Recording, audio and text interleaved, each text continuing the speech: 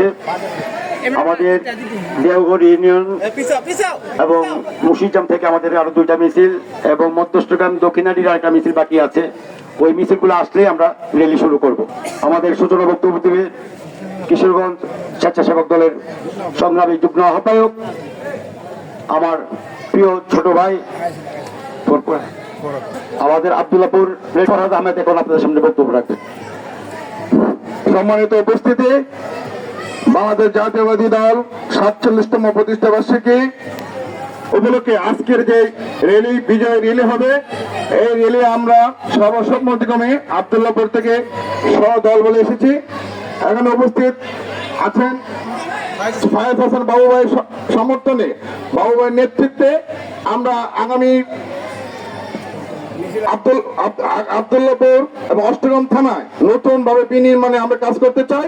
সেই একত্রিত ঘোষণা করে আমার শ্রদ্ধেয় বড় ভাই জনাব ফায়াজ হাসান বাবু ভাইয়ের নেতৃত্বে আমার রাজনৈতিক পথ চলা অষ্টগ্রাম মাটিতে আমি নতুন ভাবে চলতে চাই।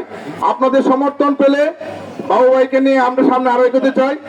এই অষ্টগ্রাম মিটাবনে আমরা দানের শীষের লোক সৃষ্টি করতে চাই। কোনো ব্যক্তি নয়, কোনো মার্কা নয়, সবার একটাই মার্কা দানের শীষ। আমরা দানের শীষের লোক হিসেবে পরিচিতি পেতে চাই, দানের শীষের লোক হিসেবে আমরা পরিচিতি দিতে চাই।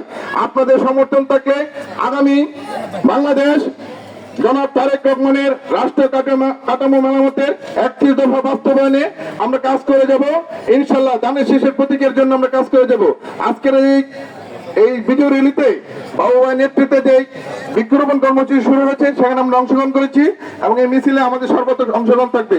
বাবু ভাইকে সামনে রেখে আমার আগামী পথ চলা শুরু হবে। আপনাদেরকে সাথে নিয়ে এদেশে নির্যাতিত, বঞ্চিত এবং অবহেলিত মানুষকে সামনে নিয়ে আমরা আগামীতে বাবু ভাইয়ের নেতৃত্বে একটি নতুন অষ্টগ্রাম উপজেলাবাসী দেখতে চাই। সবাইকে ধন্যবাদ। অষ্টগ্রাম উপজেলা শাখা কৃষক দলের সংগ্রামী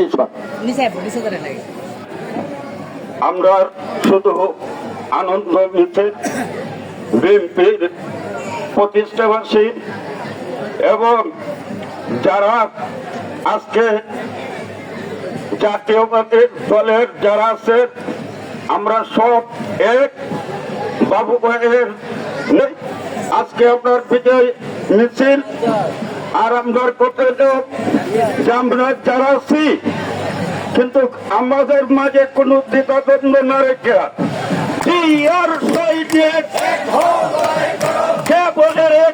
নাই